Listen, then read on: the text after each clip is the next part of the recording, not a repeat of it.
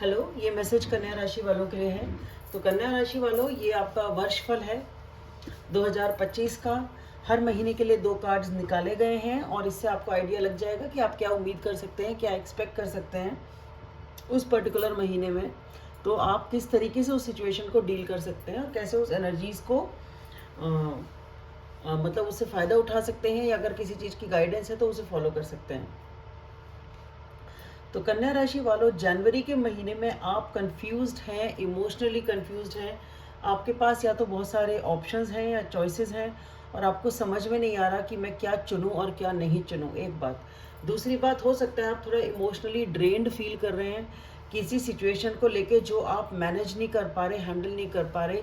और क्योंकि आप अंदरूनी तौर पे इमोशनल लेवल पे आप कंफ्यूज्ड हो, वही चीज़ आपके एक्शंस में भी दिख रही है आपके। क्योंकि अगर इंसान अंदर से परेशान होता है तो व्यवहार में छलकता है।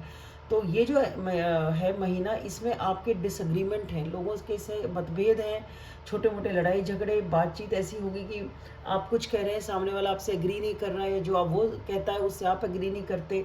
तो इस तरह की है ये कॉन्फ्लिक्ट। आपके अंदर की भी हो सकती है कि आपके अंदर इमोशनल लेवल पे जो कन्फ्यूजन है वही आपको कुछ एक्शन लेने पे मजबूर करता है, जो कि मतलब बेसिकली यहाँ पे कन्फ्यूजन है अंदरूनी तौर पे, इमोशनल लेवल पे भी, आपके व्यवहार में भी लड़ाई झगड़े से हैं, कुछ एग्री नहीं कर रहा कोई किसी से। इस तरह की ये बहुत अच्छी एनर्जी नहीं है ये जनवरी के टाइम पे।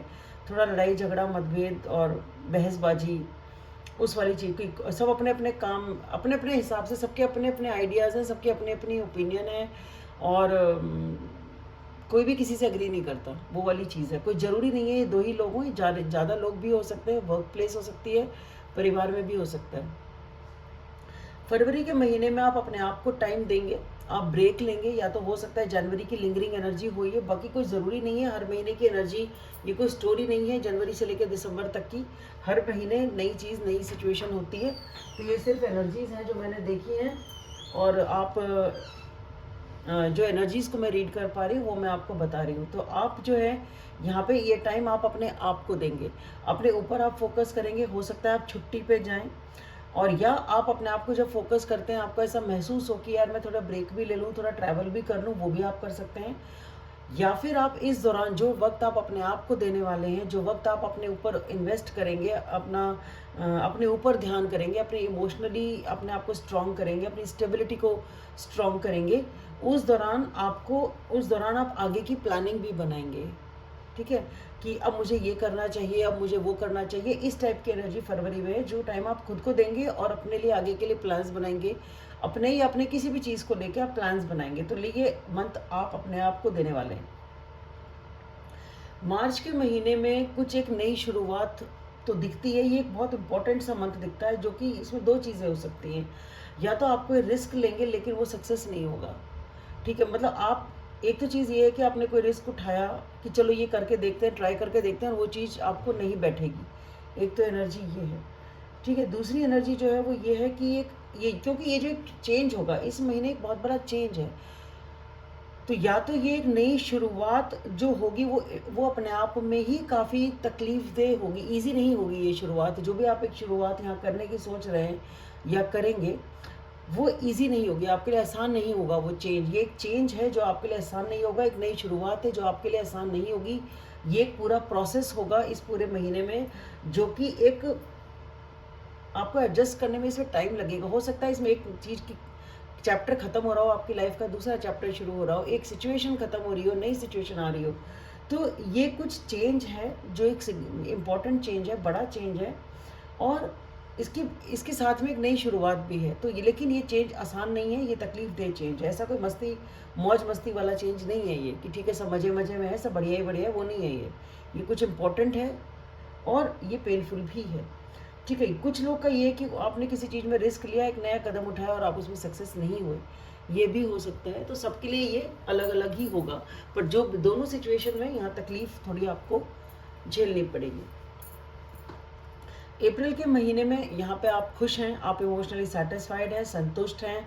आप, हो सकता है कुछ लोग अपनी फैमिली के साथ टाइम डिवोट करें, कुछ लोग जो कमिटमेंट चाहते हैं उनको हो सकता है कमिटमेंट मिल जाए। मतलब एक इमोशनल लेवल पे आप संतुष्ट और सेटिस्फाइड होंगे बहुत अच्छे से। आप और आप उस चीज़ को मेच्योरली हैंडल भी कर लेंगे। तो ये एक अच्छा महीना है आपके लिए अप्रैल का, जिसमें आपके जो ये फीलिंग्स है ना, ये फीलिंग्स और इमोशंस काफ़ी सेटिस्फाइड होंगे, आप खुश होंगे इस टाइम पे।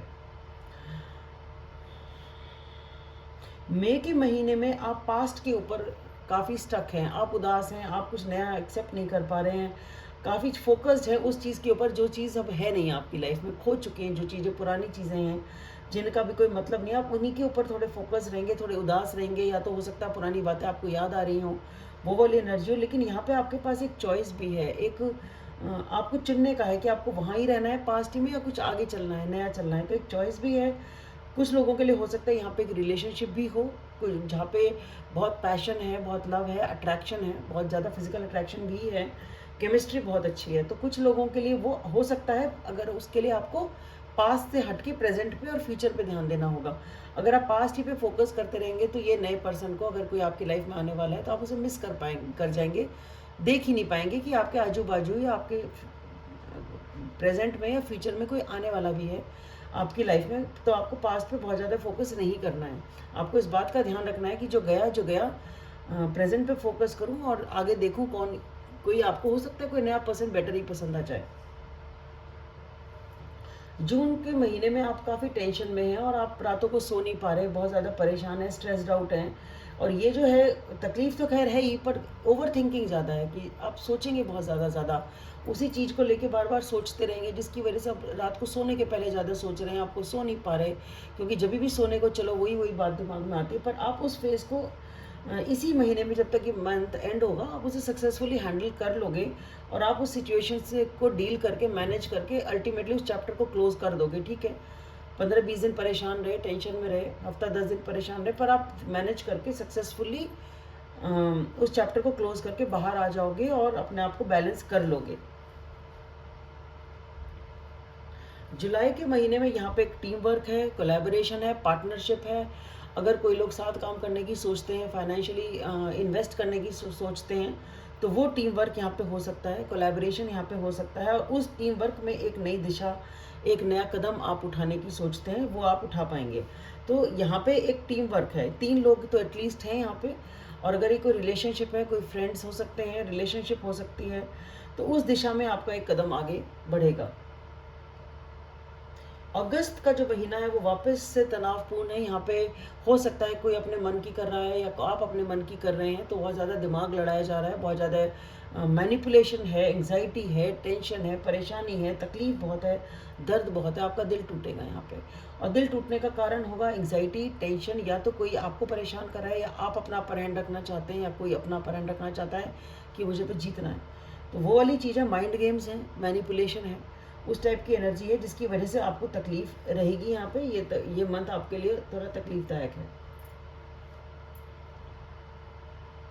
सितंबर के महीने में आप वापस से पार्टी, दोस्तों से मिलना मिलाना, कुछ लोगों के लिए हो सकता है कमिटमेंट, मैरिज, कुछ लोगों के लिए हो सकता है कि आप कोई स्पिरिचुअलिटी को सीख करें, स्पिरिचुअल गुरु को सीख करें, कोई मेंटोर के पास जाएं, किसी टीचर से बात करें, कोई ऐसा पर्सन जो आपके चाहे आसपास भी हो पर आपसे मैच्योर हो, जो आपको कुछ सीख देता है, कुछ सिखाता है। वो वाली एनर्जी है। जो लोग कमिटमेंट चाहते हैं उनके लिए कमिटमेंट, मैरिज भी हो सकता है।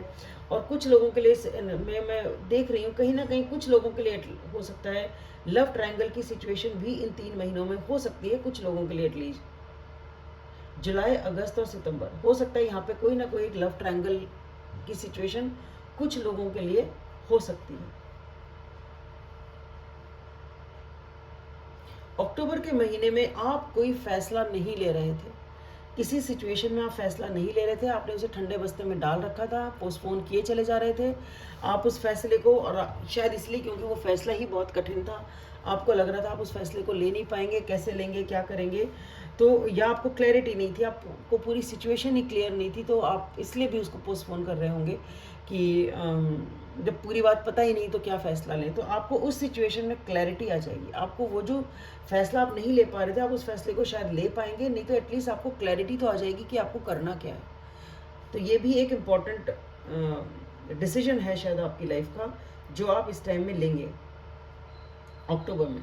नवंबर के महीने में यहाँ पे आप सोचेंगे विचारेंगे कि मैंने यहाँ पे इतना इन्वेस्ट किया, इस रिलेशनशिप में, इस प्रोजेक्ट में, इस वर्क प्लेस पे, जिस भी सेक्शन में अपनी लाइफ के आपने यहाँ पे इतना इन्वेस्ट किया, अब इसका क्या करें। इसको आप उजड़ता हुआ भी नहीं देख सकते, आप इसे ख़त्म नहीं करना चाहते आपके मन में, लेकिन उस चीज़ को लेके जो आपने जहाँ पे इन्वेस्ट किया ना, उसको लेके एक डर है। या तो आपको ये डर है कि ये जो मैंने बनाया है जमा पूंजी लगा के, अपनी एनर्जी, अपना प्यार, सब कुछ लगा के जो कराए, ये कहीं नष्ट ना हो जाए।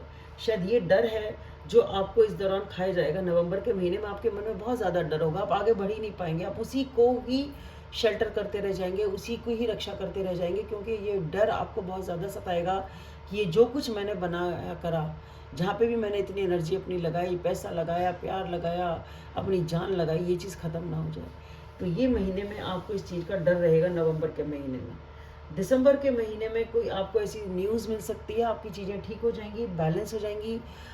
कोई ऐसी न्यूज़ हो सकती है जो आपको आपके लिए अच्छी हो, पॉजिटिव न्यूज़ होगी, कोई अच्छी खबर होगी, और उसके बाद आप अपने आप को अच्छा महसूस करेंगे, आपका चित्त बैलेंस्ड होगा, आपकी लाइफ बैलेंस्ड होगी, या उस न्यूज़ के बाद आप अपने आप को बैलेंस कर पाएंगे। ये भी हो सकता है कि वो जो भी न्यूज़ आ रही है, उस न्यूज़ के बाद आप अपने आप को बैलेंस कर पाएंगे, चीज़ों को ठीक कर पाएंगे, अपनी लाइफ को सेटल कर पाएंगे।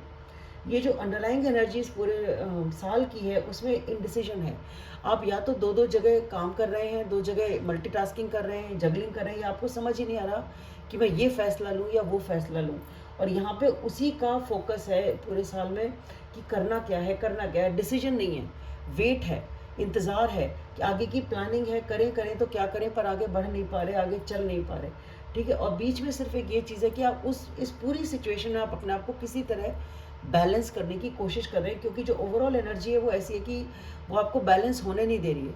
ठीक है, आप इंतज़ार है, आपको पता नहीं आगे क्या करना है, क्या फ़ैसला लूँ क्या नहीं लूँ। अगर आप किसी की वेट कर रहे हैं तो वेट ही कर रहे हैं, उधर से कोई खबर नहीं है। अगर आपको कोई डिसीजन लेना है तो आप डिसीजन नहीं ले पा रहे। अगर आपको किसी अपॉर्चुनिटी की वेट कर रहे हैं तो वो अपॉर्चुनिटी आपको नहीं मिल रही। बस बेसिकली प्लानिंग ही हो रही है और बाकी कुछ नहीं हो रहा। तो ऐसी परिस्थिति में आप अपने आप को बैलेंस रखने की कोशिश करेंगे, ग्राउंडेड रखने की कोशिश करेंगे, प्रैक्टिकल रखने की कोशिश करेंगे। कुछ लोग अपने फाइनेंसिस को स्टेबल रखने की कोशिश करेंगे इस सिचुएशन में। तो कन्या राशि वालों, आपके लिए इतना ही। आशा करती हूँ आपको वीडियो पसंद आएगा, और आप कमेंट सेक्शन में बताएं कि किस तरह से कौन सा महीना आपके लिए रेजोनेट करता है। और लाइक करें, सब्सक्राइब करें और शेयर करें मेरे वीडियोज़ को। Thank you.